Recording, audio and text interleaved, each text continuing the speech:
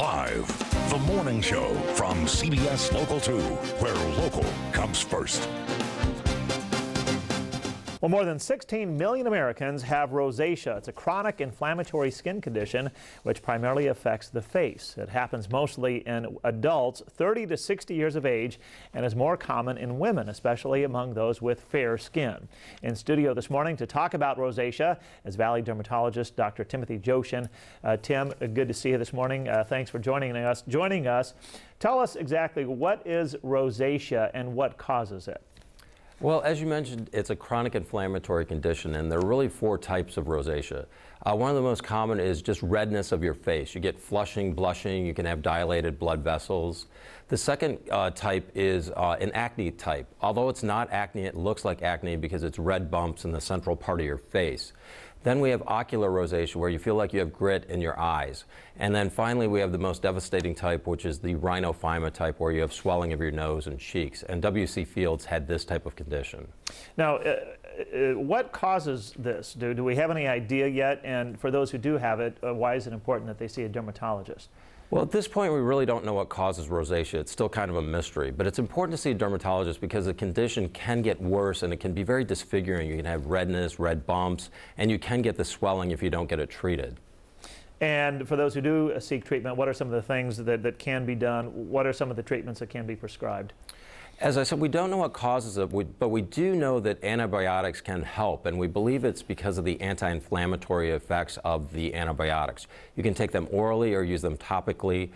At our center, we have a lot of lasers, a really big collection, and the lasers are really very effective in getting rid of the redness in your skin. And then I always recommend sunscreen, not only to protect your skin from the sun, but also it helps to calm down your rosacea as well, because sun can actually trigger or make rosacea worse. You mentioned W.C. Fields is one of the best-known rosacea sufferers.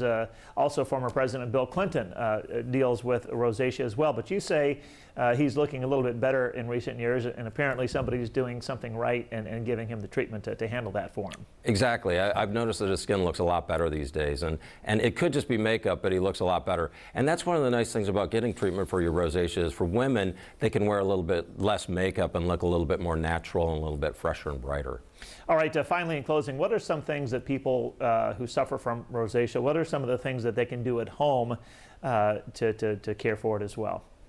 Well, one of the things I recommend to people is to keep a diary on what triggers a rosacea, because there are several triggers that we know of, but everyone's different. So things like red wine, red wine, we have caffeine, hot drinks, spicy foods, exercise, heat can all trigger them. So keep a diary. I tell people you don't have to avoid these all the time, but avoid them during times where you're going to be going to a special event where you want to look your best. All right, terrific. Any thoughts in closing? Anything we haven't talked about that's important for people to know?